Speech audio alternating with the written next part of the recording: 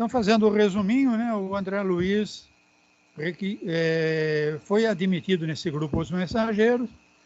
Então, ele descreve as acomodações lá e a primeira coisa que ele descreve do grupo é uma reunião onde tinha um anfiteatro cheio de médiuns e doutrinadores que tinham sido preparados no grupo Mensageiros para reencarnar como médium ou como doutrinadores e que haviam fracassado. Então a palestra foi para esse grupo e no final da palestra o mentor saiu com o Aniceto lá e o pessoal que estava no salão formaram vários grupos para conversar. Então o André Luiz foi relatando os vários casos que ele ouviu nessas bate-papo depois da reunião, né? Então tinha um médium que veio com a mediunidade e não trabalhou, outro veio e trabalhou de uma forma não muito boa, outro foi atrás de dinheiro, e por aí foi. Depois que ele contou todos esses casos aí, o Vicente chamou ele, então, para um bate-papo lá fora, e eles entraram numa rua, uma alameda cheia de rosas, né? E eles ali estavam conversando. Então, o André Luiz falou que ele nem imaginava que as coisas eram assim, que tinha todo esse preparo para reencarnar, né?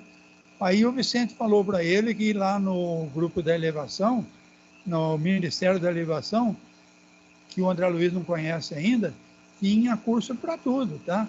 Tinha curso para preparar as mães, que muitas delas vinham e até fracassavam também.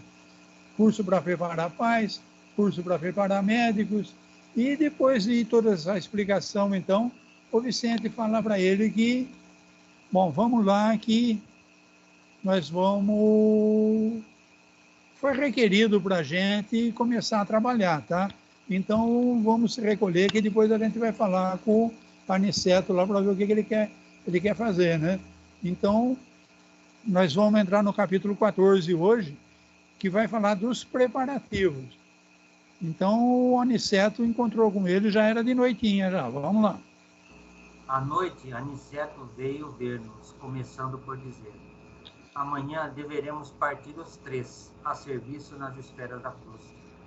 Telésforo recomendou-me certas atividades de importância, mas posso atendê-las em particular, proporcionando a ambos uma estação semanal de experiência e serviço.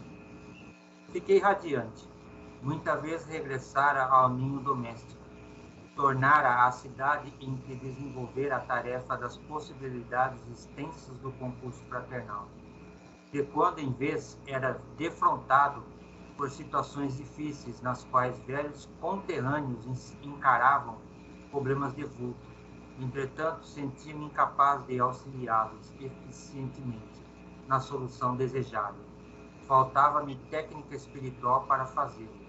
Não tinha bastante confiança em mim. Legal. Então, o Aniceto, que é o chefe do grupo lá, Os Mensageiros, disse que ele tinha várias equipes de trabalho, né? E que ele tinha só um médico. Como o André Luiz era médico, ele ia formar um grupo, então, do Vicente com o André Luiz. E ele, então, está dizendo que vai partir os três para a crosta, tá? A serviço nas esferas da crosta. Então, vai vir o Aniceto, que é o chefe lá, o Vicente e o André Luiz. Então, o André Luiz falou, que legal, né? Eu já tinha retornado ao ninho doméstico. Ele tinha ido lá ajudar aquele que foi marido da esposa dele, mas com a ajuda da Narcisa, tal, né? Mas cada vez que ele encontrava situação difícil, ele tinha que pedir socorro, porque faltava para ele uma técnica espiritual. Ele não tinha ainda confiança nele mesmo. Vamos ver, então, o que vai ser esses preparativos. Deixando perceber que ouvira meus pensamentos profundos, Aniceto dirigiu-me a palavra de maneira especial, asseverando: você, André, ainda não pode auxiliar os amigos encarnados porque ainda não adquiriu a devida capacidade para vê-lo. É razoável. Quando na carne somos muitas vezes inclinados a verificar tão somente os efeitos, sem ponderar as origens. No mendigo vemos apenas a miséria. No enfermo, somente a ruína física. Faz-se indispensável identificar as causas. Depois de meditar alguns momentos, prosseguiu. Procuraremos, contudo, remediar a situação amanhã. Pela madrugada, você e Vicente apareçam no gabinete de auxílio magnético as percepções que fica junto ao centro de mensageiros. Darei as providências para que vocês alcancem o necessário melhoramento da visão. Peço-lhes, todavia, receberem semelhante auxílio em prece. Roguem a Deus, lhes permita a dilatação do poder visual. Compenetrem-se da grandeza desse dom sublime. E, sobretudo, enviem à majestade eterna um pensamento de consagração ao seu amor e aos seus serviços divinos. Não desejo induzi-los a atividades de fanatismo sem consciência. Não podemos abusar da oração aqui, segundo antigas viciações do sentimento terrestre. No círculo carnal, costumamos utilizá-la em obediência da delituosos caprichos, suplicando facilidades que surgiram em detrimento de nossa própria iluminação. Aqui, todavia, André, a oração é compromisso da criatura para com Deus, compromisso de testemunhos, esforço e dedicação aos superiores desígnios. Toda prece entre nós deve significar, acima de tudo, fidelidade do coração. Quem ora em nossa condição espiritual sintoniza a mente com as esferas mais altas e novas luzes lhe abrilhantam os caminhos. Dá uma paradinha aí que tem muita coisa aí, então, né? Bom, o chefe lá, o Aniceto, disse que, legal, você não pode auxiliar encarnados ainda, porque não adquiriu a devida capacidade de ver. Então, olha que interessante, né? Parece que o espírito, para poder ser um bom trabalhador, ele tem que ver alguma coisa que o André Luiz, que é um espírito, já começou a trabalhar com a ajuda da Narcisa, ainda não consegue ver. Então, ele vai falar que a gente só consegue ver os efeitos, sem identificar as causas. Então, aqui entra a lei de causa e efeito, tá? A gente tem mania de falar de ação e reação. Ação e reação é um jeito errado de falar, que ação e reação é imediato, né? Eu bato com a minha mão na parede, eu machuco a parede, mas a parede machuca a minha mão. Então é ação e reação, é rápido, é imediato. Agora, causa e efeito não é imediato. Então, como ele fala aí, quando eu olho, eu vejo um mendigo. Mas ele foi mendigo? O que ele era na última vida? Por que ele está vivendo como mendigo? Então, isso daí entrou na lei de causa e efeito, tá? Então, todo efeito tem uma causa. Então, o que vale para o Espiritismo não é ação e reação, é causa e efeito. O efeito agora está sendo dificuldade tal, dificuldade não sei que tal. Por quê? Quais são as causas dessas dificuldades todas? Então, é o que o Espiritismo procura estudar, tá? E ele falou, então, que no gabinete ao lado ali do grupo mensageiro tem um gabinete de auxílio magnético às percepções. Eu imagino que ele vai tomar um tipo de um passe, alguma coisa, que vai magneticamente interferir na visão dele, tá? Então, ele está pedindo que quando vocês forem passar pelo tratamento, vocês se recolham em prece, tá? Roguem a Deus que permita dilatar a visão, mas por motivo de trabalho, tá? Então, a majestade eterna, um pagamento de consagração ao seu amor. Quer dizer, você vai pedir a ampliação da tua visão e vai prometer para a majestade eterna uma consagração de amor. Vou trabalhar em benefício do próximo, entendeu? Vou me tornar um trabalhador do Cristo.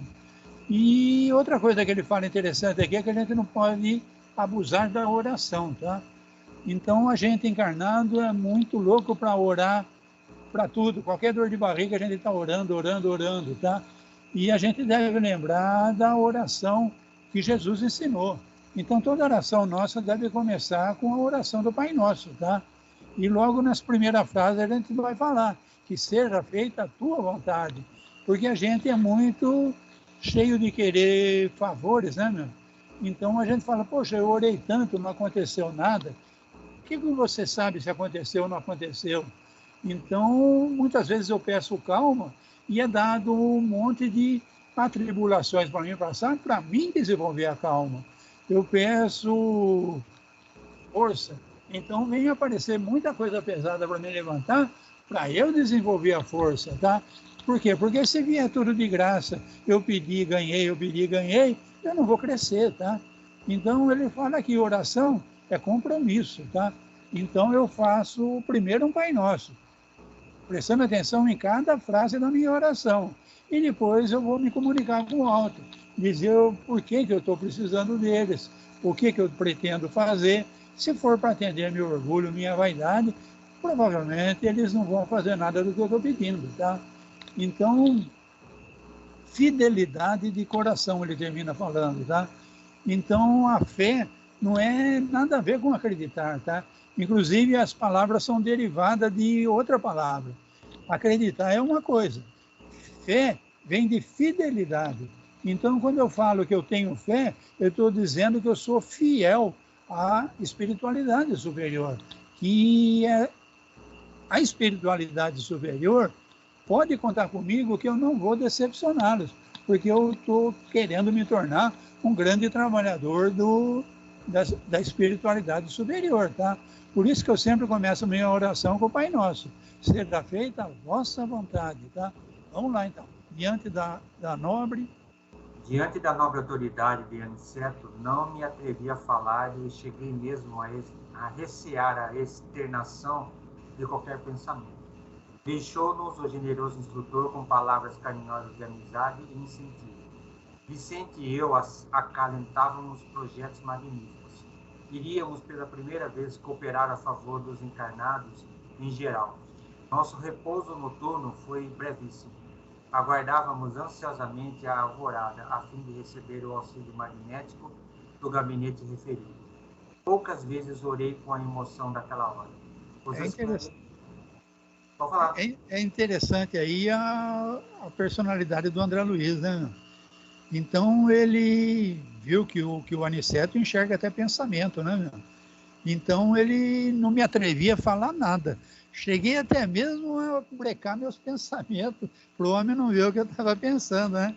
Interessante isso daí. E ele é ansioso também, né? Então eles foram para o quarto, que eles dormem no mesmo alojamento, né? E eles mal dormiram à noite, tá? Eles estavam ansiosos. O que vai acontecer amanhã, né?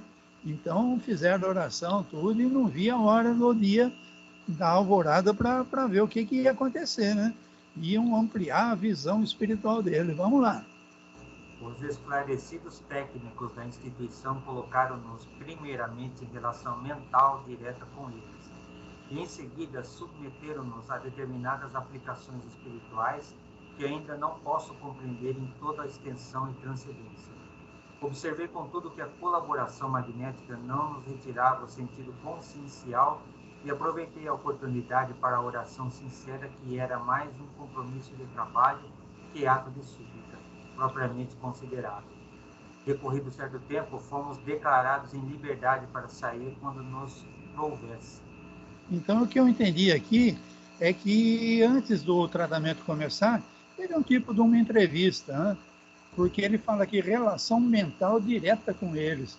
Então, eu não sei, ele não explica muito bem como é que foi esse tratamento, mas eu achei interessante, né, que antes de aplicar os passes magnéticos, acho que teve um tipo de um bate-papo, ver qual é a intenção dele, né, e ele então fala da oração dele, que a oração dele era um compromisso de trabalho, muito mais do que um ato de súplica. Ele não estava ali pedindo, ele estava fazendo um compromisso de trabalho, né? Que ele ia ser um trabalhador. Vamos lá. A princípio, nada notei de extraordinário, embora sentisse dentro do coração nova coragem e alegria diferentes. Experimentava bom ânimo, até então desconhecido. Meus sentidos de visão e de audição pareciam mais límpidos. Aniceto, que se mostrava muito satisfeito, esperava-nos no centro, marcando a partida para o meio-dia. Ansioso, aguardei um instante aprazado. Não nos ausentamos de nosso lar como os viajantes terrestres, geralmente carregados de matalotagens e volumes diversos. Aqui, disse Aniceto jososamente, toda a nossa bagagem é a do coração. Na terra, malas, bolsas, embrulhos, mas agora devemos conduzir propósitos, energias, conhecimentos e, acima de tudo, disposição sincera de servir. Alguns companheiros presentes viram-se com gosto. Dá uma paradinha aí. Então, veja bem, eles, depois do tratamento, o André Luiz percebeu que a visão e a audição dele estavam mais límpidas. Então, o tratamento foi imediato, tá? Ele recebeu o passe e ele já percebeu mudanças no sentido dele de audição e de visão, né? Aí, quando eles chegaram no grupo, deve ser de manhãzinha, porque alvorada eles foram tomar o passe. Aí foram lá para o grupo Os Mensageiros, já encontraram o chefão lá, o Aniceto. E o Aniceto falou que eles estavam prontos para viajar. Eles não iam levar mala, mochila, nada disso. Tudo que eles precisavam estava no coração deles, tá?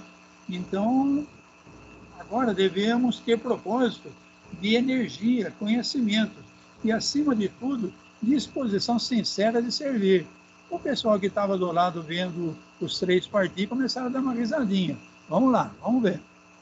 Nesse instante, nosso orientador fez algumas recomendações. Designou colegas para a chefia de turmas de aprendizado, estabeleceu programas de serviço e notificou que voltaria à colônia diariamente por algumas horas, deixando-nos, Vicente e eu, nos serviços da crosta, em trabalhos e observações que deveriam prolongar-se por toda a semana. Despedimos-nos dos camaradas de luta, repletos de esperança. Era a nossa primeira excursão de aprendizado e cooperação aos semelhantes. Uma paradinha. Então, antes de sair, o chefe lá distribuiu o serviço, né? Como ele tinha várias equipes, então você vai cuidar disso, você vai cuidar daquilo, tudo pronto, então, para a gente ir, né? Então, Vicente e eu saímos, então, com o chefe num trabalho na crosta de observação. Então, ele está falando aqui que o trabalho deles vai ser trabalho e observação por toda uma semana. Então, vamos lá, vamos continuar, que tem mais coisa aí. Quando nos puséramos a caminho, nosso instrutor observou: creio que a viagem para vocês será diferente. Certo, estão habituados à passagem livre, mantida por ordem superior para as atividades normais de nossos trabalhos de trânsito dos irmãos esclarecidos em vésperas de reencarnação. Como assim? Perguntou Vicente admirado. Pois não sabia? As regiões inferiores entre nosso lar e os círculos da carne são tão grandes que exigem uma estrada ampla e bem cuidada, requerendo também conservação como as importantes rotas terrestres. Por lá, obstáculos físicos, por cá, obstáculos espirituais. As vias de comunicação normais destinam-se a intercâmbio indispensável. Os que se encontram nas tarefas de nossa rotina sagrada precisam livre trânsito, e os que se dirigem da esfera superior à reencarnação devem seguir com a harmonia possível, sem contato direto com as expressões dos círculos mais baixos. A absorção de elementos inferiores determinaria sérios desequilíbrios no renascimento deles. Há que evitar semelhantes distúrbios. Nós, porém, seguimos numa expedição de aprendizado e experiência. Não devemos, por isso, preferir os caminhos mais fáceis. Olha que legal. Então, para vir para a Terra em trabalho, o espírito que não está tão preparado, ou o espírito que vai reencarnar, para não sofrer a interferência do meio, eles abrem um tipo de uma estrada, um caminho limpo, bem conservado, para não sofrer essas interferências que poderiam atrapalhar, por exemplo, o projeto reencarnatório de algum espírito que está descendo para a carne, né? Agora, no caso do André Luiz e do Vicente, não. Eles não iam usar essas estradas preparadas, limpinhas, ajeitadas, tá? Eles iam andar numa região normal, sofrer todas as interferências para ter um contato direto com as expressões dos círculos mais baixos. Então, como numa estrada normal você tem lixo, grama, que você tem que estar limpando, ele está falando que nessas estradas espirituais você tem problemas espirituais que precisam ser limpos, né?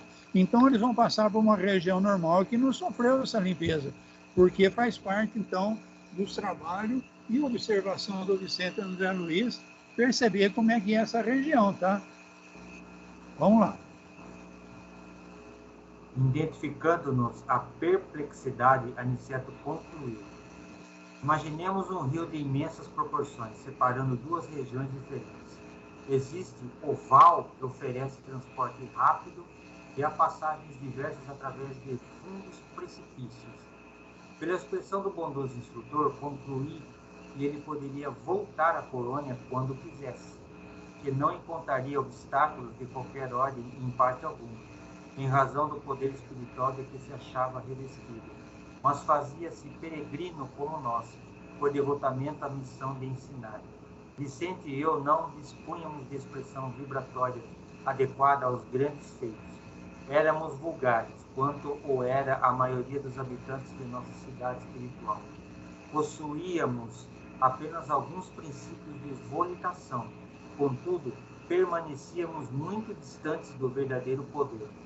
Nunca vira, pois, a energia e a humildade em tão belo consórcio. Aniceto dirigia-nos firmemente como orientador de pulso, vigoroso e sábio, mas não vacilava em se fazer igual a nós, a fim de servir como devotado companheiro. Então, veja bem, André Luiz foi socorrido, harmonizado, já estava em nosso lar, já estava trabalhando, desceu para socorrer membros da família dele, então já estava trabalhando nas câmaras de regeneração, mas aqui ele disse que ele era vulgar. Ele e o Vicente aí eram médicos, estavam em nosso lar, mas se consideravam um espírito normal, vulgar, tranquilo, entendeu? Viviam no nosso lar, mas não tinham ainda a capacidade que provavelmente ele está falando, o Aniceto, o chefe deles aí, tinha. Que o Aniceto poderia passar por aquela região sem se afetar, mas fazia parte do aprendizado dele, do Vicente, então ver todos os problemas dessa passagem que eles vão fazer, entendeu? Então, a energia e a humildade em tão belo consórcio. Isso ele está falando do Aniceto, né? O Aniceto poderia ir lá, fazer o que tinha que ver, observar o que tinha que observar, mas ele está, junto com o André Luiz e com o Vicente, passando pelas mesmas dificuldades que eles vão passar, para poder fazer esse consórcio de se mostrando humilde e contribuindo na aprendizado do Vicente e do André Luiz. Vamos lá, meditando. Meditando sobre a lição sublime em pleno impulso volitante, contemplei as torres de nosso lar que iam ficando à distância. Olha que legal. Eles vão descer de Cidade Nosso Lar para a região da crosta. Então a gente gosta de imaginar uma casca de cebola. Nós estamos na crosta. Na camada acima está o umbral inferior, o umbral médio, o umbral superior com a Cidade Nosso Lar. Então a gente imagina que a crosta está para baixo. Mas eles saíram de Nosso Lar volitando. Para mim, volitar é voar para cima. Para onde que eles estão indo? Então eu fiquei com essa pulga atrás da orelha e nós vamos ver no próximo capítulo da viagem. Acabamos o capítulo 14. Alguém quer conversar alguma coisa? Observou? Deixa eu perguntar uma coisa. Vamos lá. Esse plano reencarnatório é bem minucioso, né? Os acidentes nossos já são previstos? Bom, vamos lá. Se eu sou um espírito de luz e eu sei lidar com as coisas das vidas passadas, então eu participo do meu projeto reencarnatório. Então nós vamos ver mais na frente, na reencarnação do Sigismundo, que tem um departamento de gente especializada que produz todo um mapa de como vai ser a minha encarnação. Então, se eu tenho capacidade suficiente para entendimento, eu participo. Agora, vamos imaginar um tarado, um criminoso, um fascínio que desencarna e só dá trabalho para todo mundo. Ele não vai para o departamento de projeto reencarnatório, não. ele é pegado meio no laço, tem que pôr esse cara na carne porque ele tem que aprender tal coisa. Então, houve um projeto, só que ele não participou, entendeu? É o que a gente chama de reencarnação compulsória. Aí você vai falar assim, e no nosso caso? Não sei e não quero saber, entendeu? Por quê? Porque esse véu que foi posto para mim não lembrar das vidas passadas é muito importante. Nós vimos nos capítulos anteriores aí que um deles tinha muita curiosidade da época que ele foi inquisidor lá na Espanha e ele rompeu esse véu. E quando ele desencarnou, ele voltou completamente desequilibrado, com vertigens, passando por um tratamento muito prolongado, porque ele não poderia ter rompido esse véu que ele rompeu. Ele não estava preparado ainda, entendeu, Nelson? Então eu não quero saber, entendeu? Se eu tiver uma intuição, uma inspiração, eu vou analisar essa intuição, essa inspiração minha, para saber se o sentido dela é bom, se é para o bem. E aí eu vou ver se eu cumpro ou não a minha inspiração. Mas eu forçar uma mediunidade, ou eu procurar um médium para saber o que eu fui na vida passada, se estava projetado ou não estava projetado, eu acho que a gente não deve se preocupar com isso não, tá, Nelson? Beleza. Ok. Vamos lá. Vamos. Vocês concordam comigo ou não? Porque existe um véu, entendeu? Eu não sei o que eu fiz. Até nessa vida aqui tem coisa que eu acabo esquecendo, que é uma proteção da psique minha, entendeu? É uma coisa que às vezes eu fiz, que pesou tanto, que a minha própria mente dá uma apagada naquilo. Então o meu espírito apagou coisas da outra vida, ótimo, não vou procurar saber não. Puseram um véu? Provavelmente ninguém pôs, provavelmente eu mesmo pus um véu na minha lembrança das vidas passadas. Por quê? Porque eu não estou preparado para lidar com aquilo ainda, entendeu? Eu estou me preparando. No futuro, quando eu estiver lá no reino angelical, eu vou lidar com essas coisas das minhas encarnações no mundo primitivo, mundo de prova e expiação, mundo de regeneração. Eu vou lidar com isso tudo na boa, porque eu já estou vivendo nos mundos bons, nos mundos onde não tem mais o mal, tá? Ou seja, isso não vai afetar de maneira alguma a sua evolução, entendeu? Você vai lembrar, mas você não vai se afetar com isso, né? Legal, está registrado, entendeu? Aonde que está registrado? No inconsciente, no fundo da memória, no perispírito, não sei. São muitas teorias. Para mim, está no espírito. Espírito é o ser inteligente da criação. Então, está na inteligência. Então, o corpo espiritual parece que eu troco. Quando eu mudo de um planeta para o outro, eu mudo de corpo espiritual. Então, não pode estar registrado no perispírito. Que perispírito, analisando direitinho, é feito da matéria do planeta. É matéria. Então, para mim, está no espírito. Mas tem muita teoria, tem muita coisa. E eu gosto de ler tudo e fica confuso, entendeu? Quando você começa a procurar aqui, procurar ali. É muita coisa que tem na literatura, até no meio espírita, tem muitas teorias, entendeu? Para mim é espírito, eu sou espírito, está tudo no meu espírito, mas hoje, no estágio que o meu espírito está, não estou preparado ainda para lidar com esses problemas todos aí, não. Por isso tem o véu que não deixa eu lembrar, tá? Ô, Barana, outra explicação que você deu, eu não conhecia ação e reação, então o espírita não pode falar que ação e reação? Poder pode, mas é uma forma errada. Porque ação e reação é imediato, entendeu? Você viu em algum livro? Eu dou um tapa na mesa, eu machuco a mesa, mas eu machuco a mão na mesma hora. É imediato, papuf, entendeu? Isso é ação e reação. É a lei da física. Agora o espírito tem que falar causa e efeito. Então, hoje eu estou vivendo tão mal, eu não tenho dinheiro, eu vivo como um mendigo. Então, isso daí é o efeito. Efeito de uma causa. A causa, se não está nessa vida aqui, porque eu desbaratei todos os recursos que eu tinha, ela está numa vida passada. E como eu disse, eu não estou pronto para lidar com isso ainda, tá? Eu não consigo sair da mendicância, eu vou levando na mendicância. Tudo é aprendizado. Algum motivo tem para eu estar vivendo naquele estado de miserabilidade, tá? Alguma coisa eu devo estar aprendendo, tá? Então isso é fé. Eu sou fiel ao plano reencarnatório que foi feito. Todas essas dificuldades aí, eu estou entendendo, estou aceitando. Agora, por exemplo, estou sentindo dor. Mas eu falei para o César que eu não estou tomando analgésico. porque eu sei que o analgésico detona meu fígado, detona meu rim. Então, enquanto eu aguentar a dor, eu vou aguentando. Francisco de Assis, por exemplo, que era um cara acima de qualquer... um cara elevadíssimo. Francisco de Assis sofreu muita dor. Pô. Ele não tinha fé, ele não tinha oração. Tinha, mas ele sabia que ele era necessário, naquele estágio encarnatório que ele estava como Francisco de Assis, passar por todas aquelas dores que ele passou.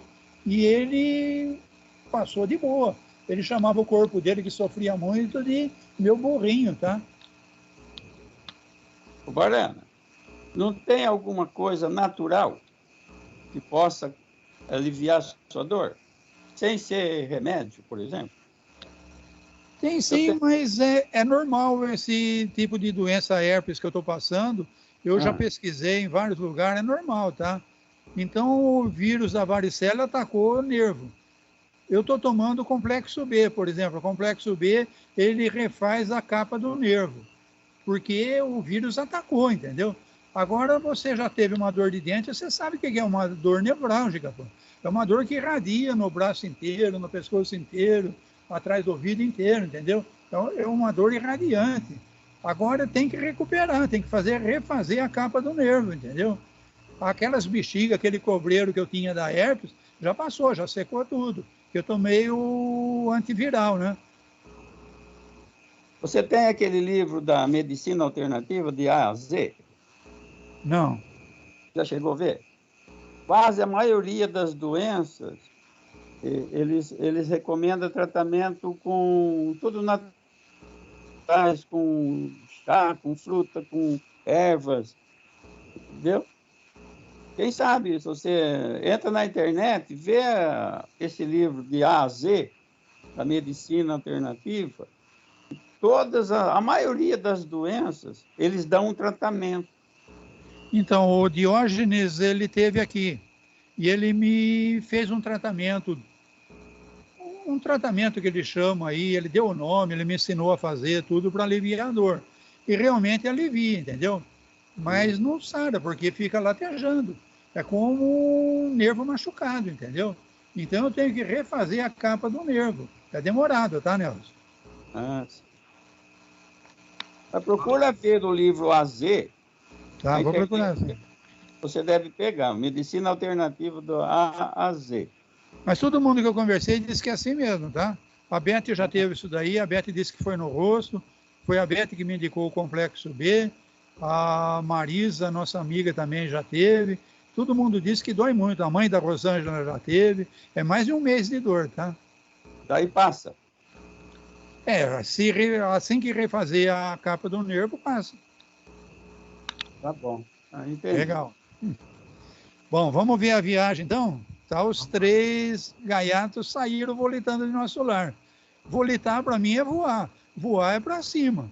Se eles vão para baixo, vamos ver como é que é essa viagem deles aí. Depois de empregarmos o processo de condução rápida atravessando imensas distâncias, surgiu uma região menos bela.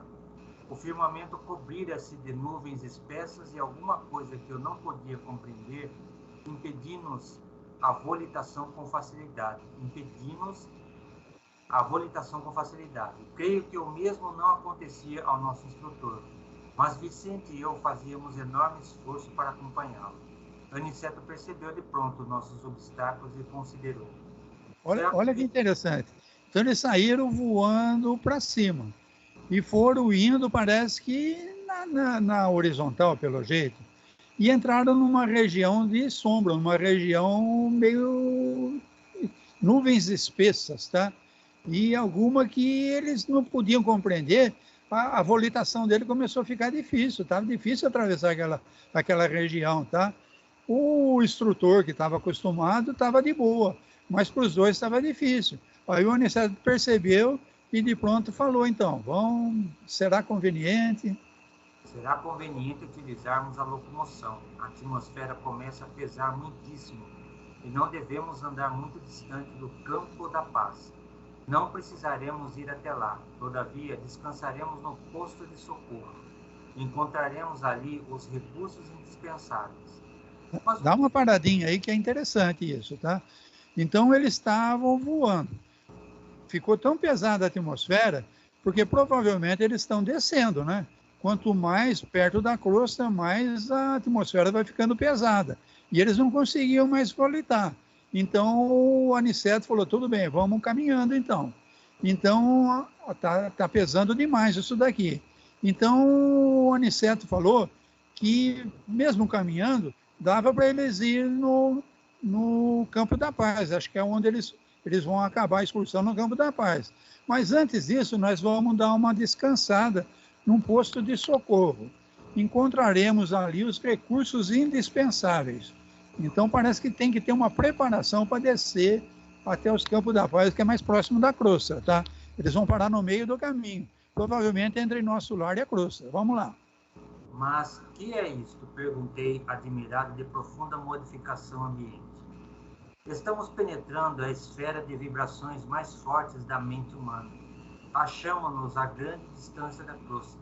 Entretanto, já podemos identificar desde logo a influenciação mental da humanidade encarnada. Grandes lutas desenrolam-se nesses planos e milhares de irmãos abnegados aqui se focam a missão de ensinar e consolar os que sofrem. Em parte alguma, escasseia amparo divino. Olha que legal. Eles estão, então, entre a crosta e nosso lar, numa região muito distante ainda da crosta. Mas essa região sofre muita influenciação do pensamento do pessoal da crosta, tá? Então, mesmo estando distante, o forma-pensamento do pessoal da crosta altera essa região entre a crosta e nosso lar. E como é uma região complicadinha, tem milhares de irmãos abnegados que aqui se voltam como missionários, voluntários, entendeu? Para consolar os que sofrem. Então, desencarnados que estão numa região de sofrimento, tá? Não estão tão próximo da crosta, mas é uma região complicadinha. Vamos lá, nesse instante chegáramos ao cume de grande montanha, envolvida em sombra fumarenta. No solo desenhavam-se trilhas diversas à maneira de labirintos bem formados. Observando-nos a estranheza, Aniceto falou com otimismo. Sigamos. Nesse momento, ó Deus de bondade, alguma coisa imprevista me felicitava o coração. Constatando as sombras, raios de luz desprendiam-se intensamente de nossos corpos. Extraordinária comoção apossou-se da alma. Vicente e eu ajoelhamos-nos a um só tempo, banhados em lágrimas, enviando ao Eterno os nossos profundos agradecimentos e votos de júbilo fervoroso. Estávamos embriagados de ventura. Era a primeira vez que me vestia de luz, luz que se irradiava de todas as células de meu corpo espiritual. Aniceto, que se mantinha de pé, a contemplar-nos com expressão de alegria, falou comovidamente. Dá uma paradinha aí que eu achei isso muito bacana, tá? Então, eles chegaram no alto de uma montanha e eles viram os vales, os precipícios que iam descer, né? Só que quando eles entraram nessa região, eles perceberam que do corpo deles irradiava luz. Então eles, trabalhadores lá do nosso lar, mesmo sendo espíritos vulgares, como eles diziam, eles estão agora surpresos, porque eles emitem luz, pô. Então, pela primeira vez, eles se viram o corpo deles vestido de luz. Então os dois estavam acharam aquilo tudo formidável, o André Luiz e o Vicente, né? Só que o Aniceto falou assim, muito bem, meus amigos, vamos lá. Muito bem, meus amigos. Agradecemos a Deus os dons de amor, sabedoria e misericórdia. Saibamos manifestar ao Pai o nosso reconhecimento. Quem não sabe agradecer, não sabe receber, e muito menos pedir. Durante muito tempo, Vicente e eu mantínhamos-nos em prece repleta de alegrias e de lágrimas. Em seguida, retomamos a marcha, como se estivéssemos vestidos em sublime luminosidade. As surpresas, no entanto, sucediam-se ininterruptamente. Aquelas vias de comunicação eram muito diversas das que conhecia até ali. Mergulhávamos num clima estranho, onde predominavam o frio e a ausência de luz solar. A topografia era um conjunto de paisagens misteriosas, lembrando filmes fantásticos da cinematografia terrestre. Picos altíssimos semelhavam vigorosas agulhas de treva, desafiando a vastidão. Descíamos sempre como viajores ladeando escuros precipícios em país de exotismo ameaçador. Esquisita vegetação subia do solo, de espaço a espaço, entre os grandes abismos. Aves de horripilante aspecto surgiam medrosas, de quando em quando, enchendo o silêncio de pios angustiados. Rígia ventania soprava em todas as direções. Olha que legal essa região. Então é para aprender mesmo, tá? Parece que existiam estradas que eles não teriam toda essa interferência aí, que eles iam passar por estrada limpinha, sem interferência. Mas o Aniceto está levando eles por um caminho complicadinho. Então chegaram numa região que tem vales e precipícios e ele desce, e eles estão mergulhando num clima cada vez mais estranho, né? Frio, ausência de luz solar. Deve ser um tipo de uma neblina, um frio. Eles estão indo então. E a alegria deles da luz que eles emitiam, então, ele nem está falando nada, tá? Porque eles estão entrando numa região cada vez mais estranha, tá? Descíamos sempre, ladeando escuros precipícios. E tinha aves de aspecto horripilante, que surgiam amedrontadas. Então, clima de um filme de terror, tá? Fundamente assombrado, recobrei o ânimo e perguntei ao nosso instrutor. Fundamente assombrado, cobrei ânimo e perguntei ao nosso instrutor. Que dizeis de tudo isso? Ignorava que houvesse tais regiões entre a crosta e a nossa cidade espiritual.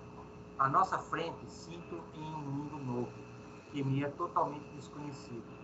Por quem sois, nobre Aniceto, nada vos pergunto por ociosidade, mas estas terras me surpreendem profundamente.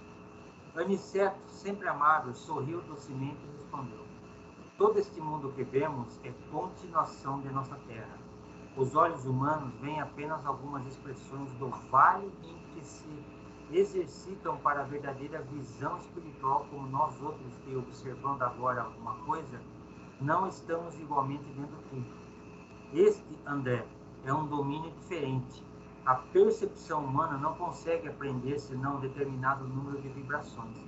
Comparando as restritas possibilidades humanas com a grandeza do universo infinito, os sentidos físicos são muitíssimo limitados. O homem recebe reduzido noticiário do mundo que lhe é moradia. É verdade que tem devassado com sua ciência problemas profundos. A astronomia terrena conhece que o Sol, por medidas aproximadas, é 1.300.000 vezes maiores que a Terra, e que a estrela Capela é 5.800 vezes maior que o nosso Sol. Sabe que Arturo equivale a milhares de sóis, iguais ao que nos ilumina.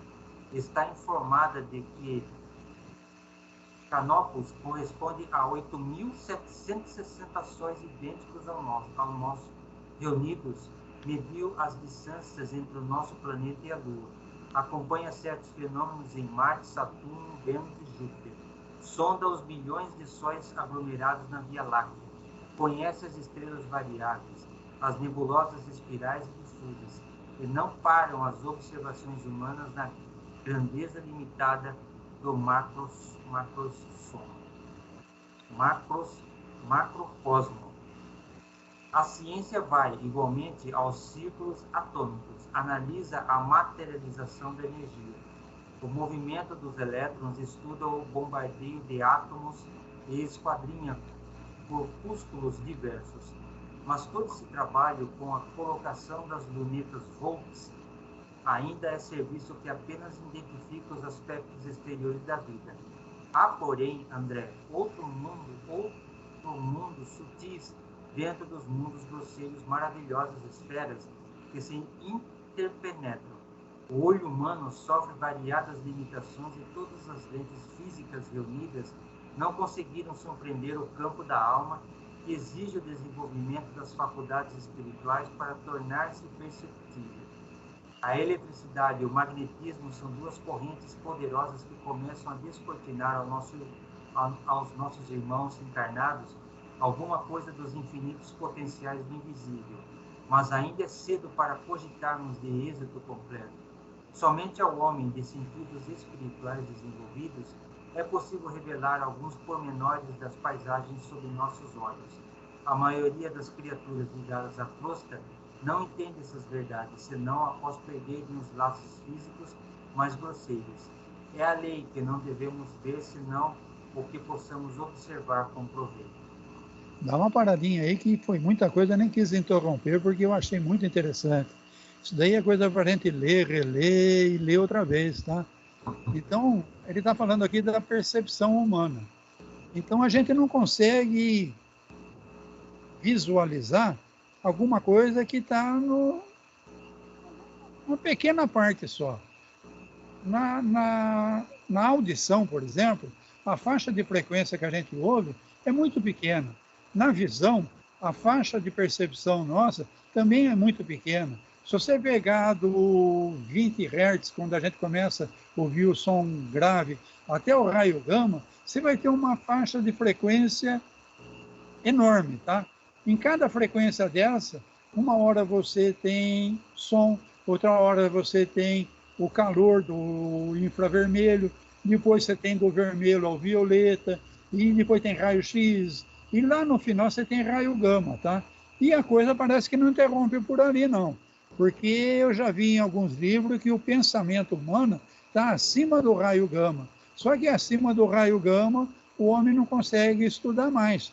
Porque, bom, quando a gente faz vibrar alguma coisa com som grave, é uma coisa grosseira. Por exemplo, a corda grossa do contrabaixo, você tine nela, ela vai dar um som grave. Você pega a corda fininha do violino, ele vai dar um som agudo. Então, quanto mais delicado a coisa que você faz vibrar, mais alta é a frequência. Então, quando você chega na região do raio gama, você já está fazendo vibrar as partículas do átomo. E a partir daí, você não tem mais conhecimento a partir das partículas do átomo, que você vai ter que fazer vibrar para você medir, por exemplo, o pensamento humano. Então, você vai fazer um encefalograma, você mede as vibrações do seu cérebro, você mede as vibrações do órgão cerebral, mas o pensamento você não está medindo, porque as vibrações do pensamento são altíssimas. E a gente já viu em palestra e tudo mais, que quando é um pensamento de ódio, de raiva, de revolta, é um pensamento de baixa frequência. Mesmo assim, ele está acima das vibrações do raio gama. Agora, quando é uma vibração de amor, de caridade, de bondade, ele está muito acima da vibração de ódio. Então, ele está muito acima da vibração do raio gama. Isso daí, como ele está falando, a nossa ciência não consegue perceber, tá? Então, a nossa ciência, esse livro foi escrito em 1940, já tinha percebido muita coisa com as lunetas, hoje em dia, mais ainda, como ele fala aí, o homem começou a estudar a parte de magnetismo, de eletricidade. Então, hoje em dia, nós temos telescópios e microscópios eletrônicos, que eles fazem cálculo e juntam o que eles perceberam. Então, você está vendo coisa que o olho não consegue ver, mas coisa que a tecnologia conseguiu trazer para o homem. E aí ele vai dando uma relação das coisas formidáveis que nós temos, tá? A gente não consegue nem olhar para o nosso Sol, mas o nosso Sol é uma estrelinha de quinta grandeza. Ou a estrela Capela, que parece que de onde vieram os exilados da Capela, é 5.800 vezes maior que o nosso Sol. Então você vê que tem coisas formidáveis por aí, tá? Aí ele faz toda essa explicação de o que tem do que nós observamos para cima. E ele fala também do que nós observamos para baixo. Então, quando eu pego um telescópio, eu vou vendo galáxias, eu vou vendo, enfim, tudo isso que a gente observa para cima. E quando eu pego um microscópio, eu vou vendo tudo isso que a gente observa para baixo.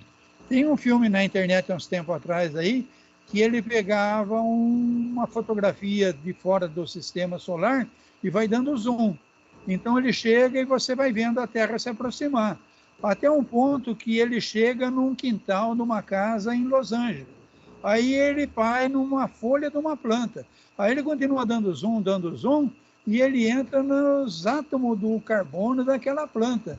E aí, conforme ele vai dando zoom, você vai ver que a imagem que ele vê do micro é idêntica à imagem que nós vimos do macro, quando era aquelas galáxias, aquela coisa toda.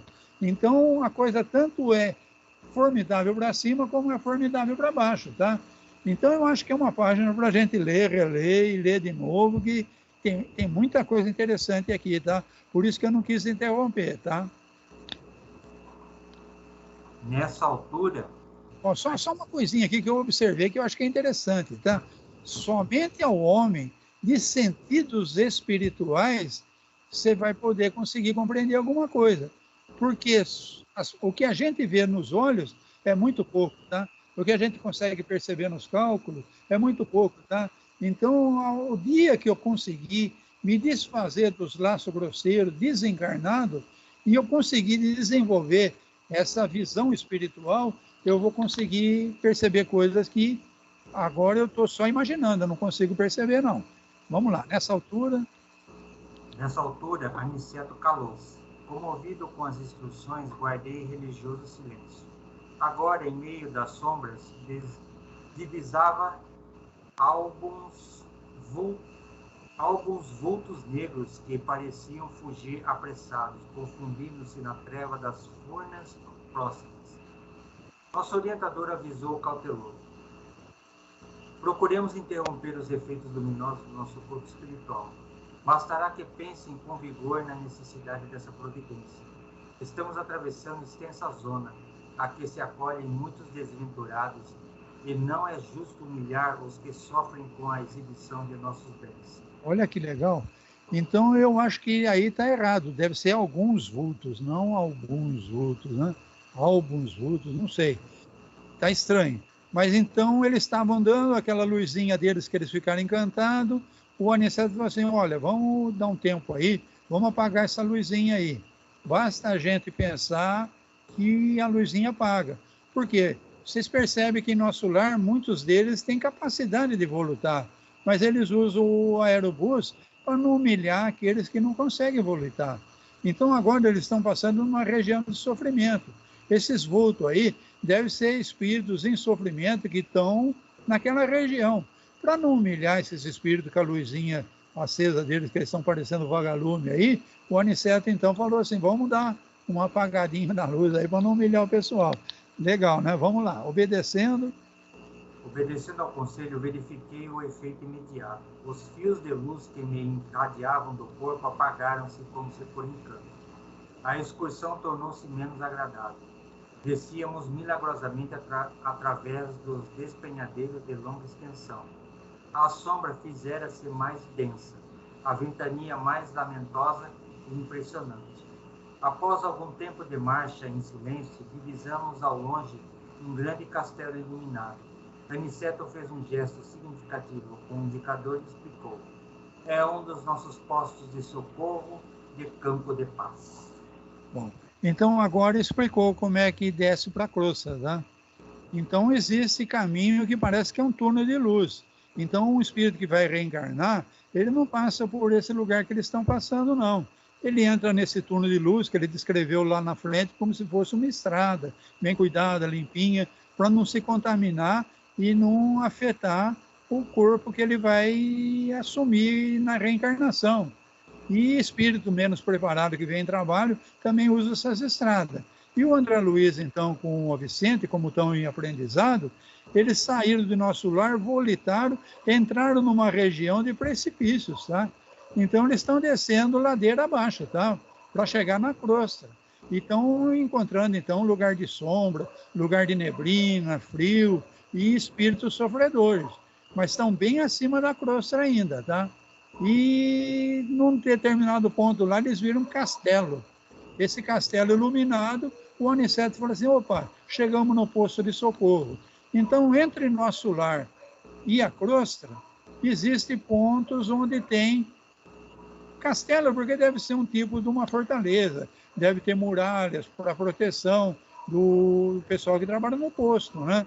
Então, como é uma região não tão evoluída, tem espíritos sofredores, mas tem espírito também revoltado, espírito que precisa de alguma proteção contra eles, né? Então, eles chegaram, então, num posto de socorro, que fica entre a nossa crosta e nosso lar, tá? Socorrer quem? Não é um lugar de guerra. O castelo lembra um lugar de guerra, o meu inimigo, eu tenho que me proteger, combater o inimigo. Eu já entendo aqui posto de socorro que vai socorrer as pessoas que estão em sofrimento nessa região. Então, provavelmente tem espírito passando muito frio, espírito passando fome, espírito doentes. Assim como o André Luiz estava, quando ele desencarnou, ele tinha uma úlcera que não fechava, uma chaga viva na região do aparelho digestivo, e aquele espírito zombetor que mexiam com ele. Então, em alguns pontos tem posto de socorro, então. Esse daí parece que é na forma de um castelo. Encerramos o capítulo 15, gente. Quase no horário. Mariana, deixa eu perguntar uma coisa. E se esse espírito que fosse encarnar não tivesse essa estrada toda preparada, né, para a reencarnação dele, e ele tivesse que passar por isso, qual seria a consequência no reencarne dele? Não está bem explicado, tá? Mas vamos imaginar um espírito que foi um criminoso. Ele pode ter sido até um chefe de governo, uma pessoa da Igreja Católica que fazia tortura. Ele pode ter sido um espírito de muito esclarecimento, mas ele era criminoso, tá? Então ele desencarnou. Provavelmente ele não vai ser preparado nos mensageiros para reencarnar. Então, provavelmente, para esse espírito reencarnar, ele vai ser meio a tranco e barranco, tá? Então, ele não vai ter toda essa preparação. E onde ele vai nascer? Provavelmente numa favela. Uma menina de 14 anos que não tem o que comer em casa vai ficar grávida dele. E ele vai nascer. Oh, mas Deus castigou, então ele foi um bispo na outra vida. Ele foi um bispo na outra vida que era um criminoso, que torturava as pessoas. Então, nessa vida aqui, ele vai passar por muitas dificuldades para ele aprender. Não para ele ser castigado, entendeu? É assim que eu entendo. Então, nem todo mundo vai passar por essa estrada luminosa. Aquele que foi preparado lá em Mensageiros, para ser um médium, para ser um doutrinador, para ser um médico, para ser um paizinho amoroso, uma mãezinha amorosa, esse daí vai ter todo uma estrada preparada para ele descer. Agora, aquele outro que, mas ele não era assim tão ignorante. Como é que ele está agora numa ignorância dessa? É um castigo, ele regrediu? Não, ele não regrediu, pô. Ele precisava de um aprendizado mais forte, pô. É como um aluno que foi muito mal numa prova.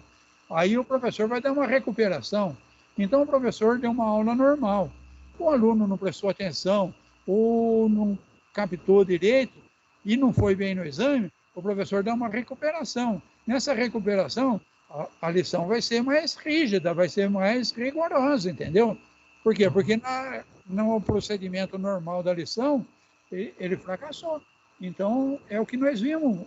Então, o cara veio dentro de uma igreja católica, por exemplo, chegou num cargo de hierarquia da igreja católica, mas se dispôs na Inquisição a coisa de ódio, de queimar com bruxa, de fazer tortura para obter... isso daí, ele se tornou um criminoso. Então, agora ele tem que vir para um curso intensivo, para poder se restabelecer, para poder pegar o caminho normal de novo. É assim que eu entendo, tá, o César? Tranquilo. Porque tem uma... Eu li, né, numa reportagem sobre aquela Madame Tussauds, alguma coisa assim, acho que ia ser esse nome dela, lá da época da França, né, da Revolução Francesa, e ela construiu, acho que um mural cheio de cabeças decapitadas, né, de pessoas daquela época. Então, dá para imaginar como esse espírito deve ter reencarnado, né? Se é que reencarnou. Né? Então aí entra na lei de causa e efeito que o Nelson ficou admirado lá, tá? Não é ação e reação. Eu cortei a cabeça, alguém vem e corta a minha cabeça. Isso é ação e reação. Então é causa e efeito. Eu cortei um monte de cabeça. Eu fiz até uma muralha com as cabeças que eu cortei. Vai ficar por isso mesmo? Não vai, com certeza não vai. Aí você fala assim, mas por que aquele pessoal que vive lá na África ou que vive lá no Haiti sofre tanto? Você não sabe o que eles foram na vida passada. Deus sabe até a folha que vai cair da planta, pô. Deus não vai saber de um caso desses daí?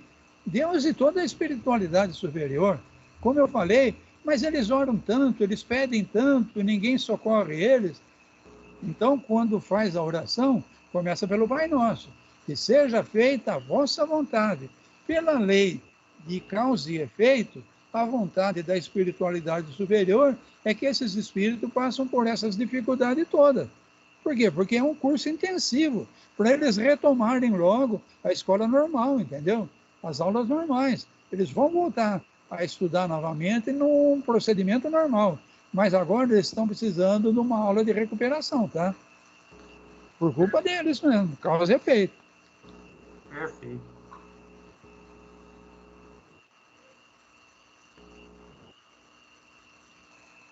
Estouramos o horário. Mais alguma dúvida ou não? Para mim, não. Não, né? Eu estou satisfeito. Joia. Foi tranquila a aula. Foi até boa. Foi boa, né? Esse livro é formidável, gente. Vamos tomar cuidado com a próxima reencarnação. Você vê que cada lição que a gente vai aprofundando, mais coisa vai sendo revelada para a gente. Então eu considero essa obra do André Luiz uma revelação, entendeu?